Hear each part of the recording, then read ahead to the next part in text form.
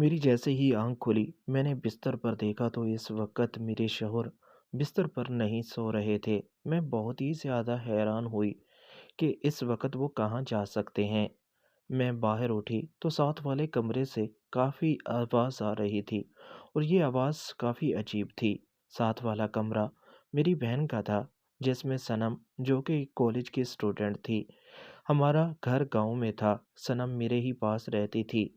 मेरे शौहर, मैं और सनम इस घर में रहते थे। एक कमरे में वसीम और मैं सोते थे और दूसरे कमरे में सनम सोती थी। मेरा नाम शहनाज है। मैं अब बहुत ही ज़्यादा परेशान हो गई कि आखिर इस वक़्त सनम के कमरे में कौन हो सकता है। मुझे अब इस बात पर यकीन हो चुका था कि वसीम इस वक़्त सनम के ही कमरे में है। सनम, जिसकी उम्र भी इतनी ज़्यादा नहीं थी, वो कॉलेज पढ़ने के लिए आई थी। अभी तो कॉलेज का उसका पहला साल था। उसकी उम्र तकरीबन 15 साल थी। मुझे काफ़ी अजीब लगा कि इस वक़्त वो किसके साथ होगी, लेकिन फिर मुझे ख़्याल आया कि वसीम ही हो सकता है। जब मैंने खिड़की से झाँक कर देखा, तो वसीम और सनम एक साथ थे। मैं अब समझ चुकी थी कि वसीम और सनम के बीच क्या चल रहा है। मैंने दरवाजे पर दस्तक दी। उसी वक़्त सनम ने दरवाज़ा खोला। वसीम, जो कि उस वक़्त वहाँ मौजूद नहीं था, शायद वो वॉशरूम में चला गया था। वसीम डर चुका था। मैंने कहा कि वसीम कहाँ है? सनम ने कहा कि वसीम तो यहाँ नहीं है। मैं जानती हूँ कि वसीम यहाँ तुम्हारे पास है। मैंने वहाँ से देखा है, वसीम और तुम कमरे में मौजूद थे। अब सनम मुझसे कुछ नहीं छुपा सकती थी। वसीम भी इतनी देर में वॉशरूम से बाहर आ गया। मैंने वसीम को काफ़ी डाँटा। मैंने कहा कि तुम्हें शर्म आनी चाहिए। तुम जानते हो कि सनम की इतनी उम्र भी नहीं। सनम से तुम्हारा क्या तल्लक है? क्या तुम भूल चुके हो? तुम ऐसा काम करोगे, मैं कभी सोच भी नहीं सकती। जिस पर सनम ने कहा कि इसमें वसीम की कोई गलती नहीं। वसीम को मैंने ही मजबूर किया था। अब मैं भी जवान और खूबसूरत हूँ। बहुत सारे लड़के मुझ पर मरते हैं।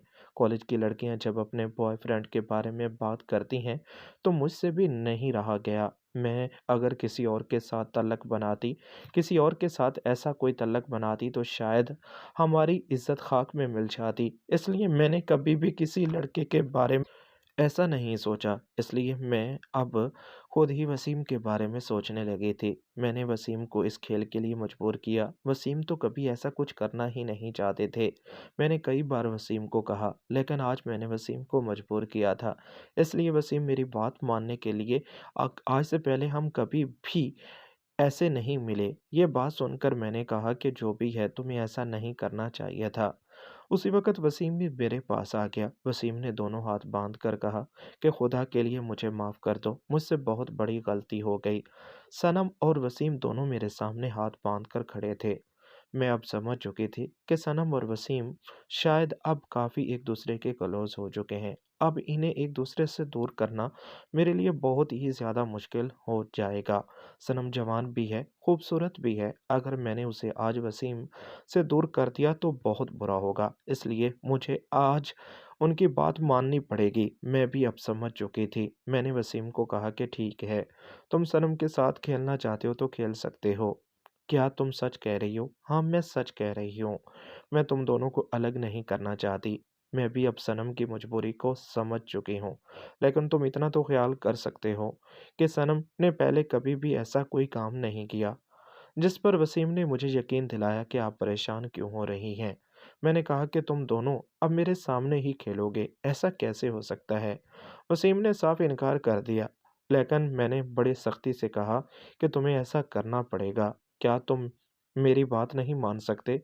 वसीम भी अब मजबूर हो चुका था, जिस तरह मैं पहले मजबूर हो चुकी थी। इसलिए मैंने अब सनम और वसीम दोनों को खेलने को कहा कि तुम दोनों मेरे सामने ही खेलोगे। जिस पर अब बहुत ही ज़्यादा सनम हैरान भी थी, लेकिन सनम ने अब एक अच्छी सी पोजीशन बनाई। वसीम अब खेलने लगा। वसीम बहुत अच्छे तरीके से खेलने लगा। मैंने वसीम को कहा कि सनम को अगर किसी किस्म की कोई भी परेशानी हुई, तो मैं तुम्हें माफ़ नहीं करूँगी। जिस पर वसीम ने कहा कि आप परेशान क्यों हो रही हैं। लेकिन मैंने समझ लिया कि ये सब कुछ सनम के लिए इतना आसान नहीं होगा। मैंने वसीम को रुकने को कहा। मैं उसी वक़्त दूसरे कमरे में गई। मेरे हाथ में एक बोतल थी। वसीम समझ चुका था। मैंने कहा कि अब भी वसीम तुमने सनम को परेशान किया तो बहुत बुरा होगा। आप ऐसे ही परेशान हो रही हैं। इस बार तो किसी किस्म की कोई परेशानी नहीं होने वाली।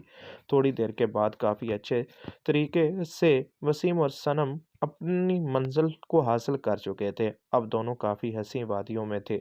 अब मुझसे भी ये सब कुछ बर्दाश्त नहीं हो पा रहा था। मैं भी अब इन हँसी वादियों में घूमना चाहती थी।